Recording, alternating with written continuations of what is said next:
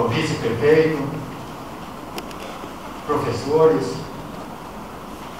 ex-vereador, suplentes e prezada assistência. Estando presentes os vereadores em sua totalidade, invoco a proteção de Deus e declaro abertos os trabalhos. Convido o vereador Moacir, vice-presidente, para fazer uma leitura do trecho da Bíblia.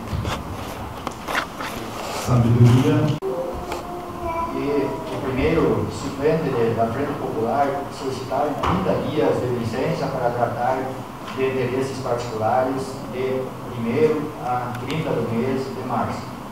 Assume o Legislativo o segundo suplente de vereador Davino Inácio Davis, que deve apresentar seu diploma, sua declaração de bens e prestar seu juramento, conforme artigo 5º do Regimento Interno.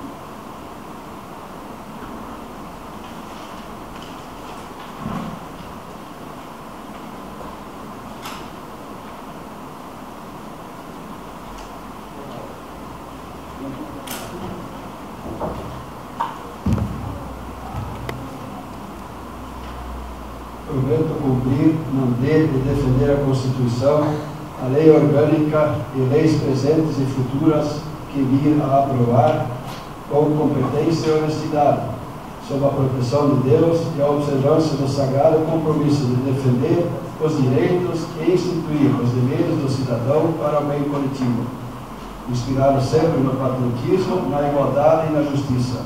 Assim prometo. Vereador Davino. Todos receberam a ata 02 de 2014. Coloco em votação a ata. Quem estiver a favor, permanece como está, os contrários se manifestam. Aprovada por unanimidade.